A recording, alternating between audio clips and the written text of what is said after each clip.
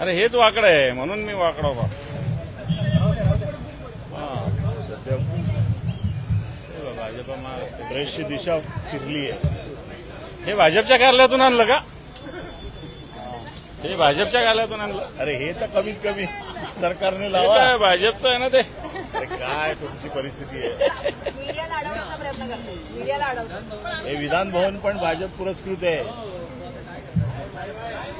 असू देत ना, ही वस्तुस्थिती आहे. हे काय भाजपचं आहे? अरे याच्यात लाईव्ह काय ही वस्तुस्थिती आहे. हे हे? पण दाखवा. भाजपने दिलं.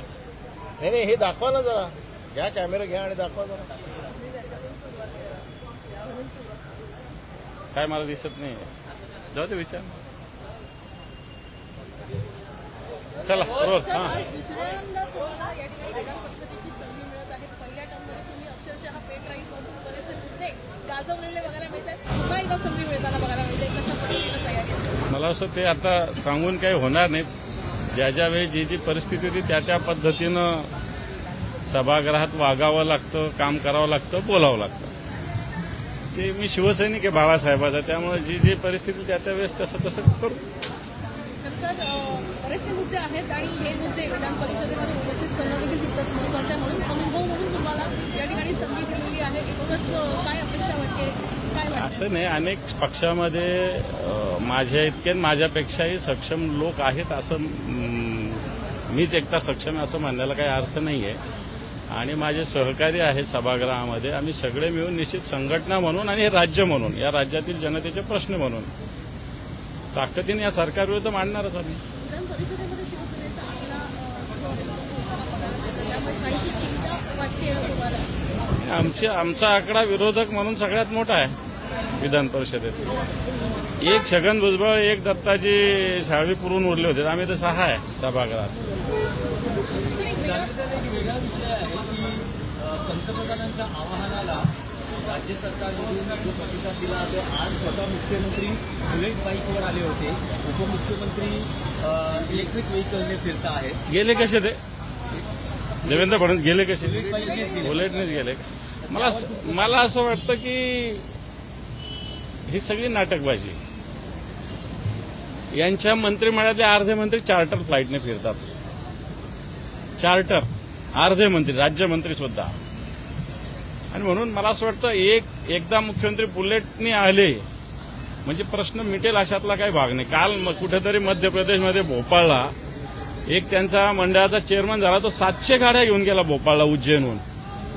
मला असं वाटतं एकट्या मुख्यमंत्र्यांनी त्यांच्या पक्षाच्या सगळ्या लोकांना या गोष्टी सांगावं लागेल आणि त्यांनी तसं वागावं लागेल.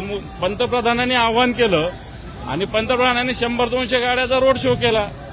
आणि म्हणून मला असं वाटतं या सगळ्या गोष्टीत तोंडदेखलेपणा, नाटकबाजी न करता खऱ्या अर्थानं एक जागरूकता म्हणून सगळ्यांनाच करावं लागेल, मुख्यमंत्र्यांनाही करावं लागेल. म्हटलं एक दिवस बुलेटवर येऊन किंवा एक दिवस दुचा घेऊन हे काम संपणार नाही. त्यांच्या सगळे जे आहेत बगल बच्चे त्यांना या गोष्टीचं त्यांना आव्हान करावं लागेल. आणखी एक गंभीर विषय आहे की आत्ताच मंत्रालयासमोर कांदा उत्पादक शेतकऱ्यांनी आंदोलन केलंय. संपूर्ण कांदा रस्त्यावर फेकलेला आहे निषेध म्हणून, कारण भाव गडगडलेला आहे, भाव मिळत नाही. कांदा उत्पादक शेतकऱ्यांचं आंदोलन योग्य आहे. तुमच्या माहितीस्तव सांगतो 50 पैसे किलो सुद्धा कांदा जात नाही. नाफेड कांदा खरेदी करत नाही. कांद्याला हमी भाव नाही. कांद्याला कोणतंही अनुदान नाही. कांद्याच्या चाळीला अनुदान नाही. त्यामुळे कांद्याचा प्रश्न हा मोठा व्यापक आहे. निर्यातीवर बंदी आहे आणि म्हणून कांदा उत्पादक शेतकऱ्यांचे प्रश्न अतिशय योग्य आहेत. राज्य सरकार कांदा उत्पादक शेतकऱ्यांकडे पूर्णपणे दुर्लक्ष करतंय. कांदा उत्पादक शेतकऱ्यांना वाहतूक सुद्धा करायला परवडत नाही अशा प्रकारची स्थिती आहे. सर, दुसरा प्रश्न आहे की श्रीहस्त कुंभमेळ्याचा बोधचिन्ह काल रिलीज करण्यात आलं. मात्र या चिन्हामध्ये कुठेही प्रभू श्रीराम यांचा धनुष्यबाण नसल्यानं वैष्णव पंथीय जे आहेत ते नाराज झालेले बघायला मिळतात. मला त्याच्यातलं काही माहिती नाही. काय श्रीहस्त कुंभमेळ्याचं त्यांनी काय केलेलं आहे मला माहिती नाही.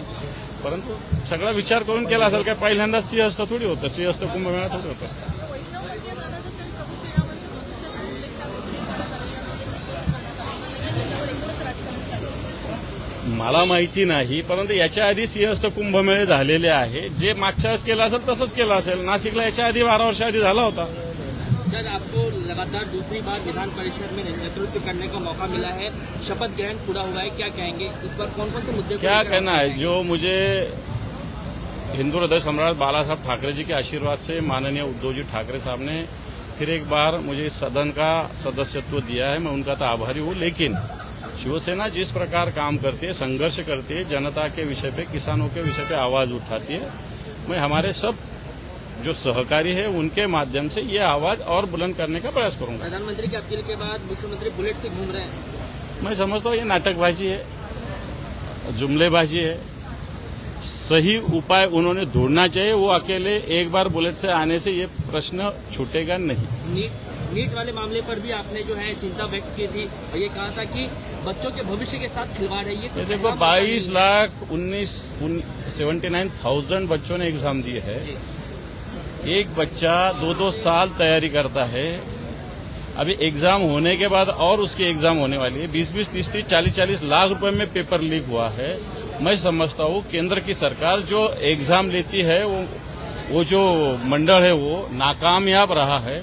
अभी तक 77 बार पेपर लीक हुए हैं हिंदुस्तान में। ये सरकार मोदी जी के आने से अब तक मैं समझता हूँ बच्चों के भविष्य से खिलवाड़ ये सरकार कर रही है। सर, महाराष्ट्र में इसका ओरिजिन हुआ है नासिक से या फिर अहिल्यानगर से पहली प्रिंट निकाली गई है इस लीक पेपर की।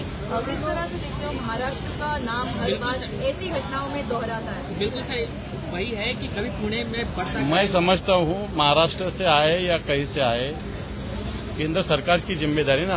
पेपर कौन निकालता है नीट का? उसके लिए केंद्र सरकार ने जो मनुष्यबल विकास मंत्रालय उसने जो मंडल अपॉइंट किया है वो करता है। वहीं से कहीं तो भी इसका कनेक्शन होगा ना। नागपुर में हो रहा होगा, अहिल्यानगर में होगा, वो उसने वहीं से कहीं तो किया होगा ना। तो उस पर कार्रवाई होनी चाहिए ना।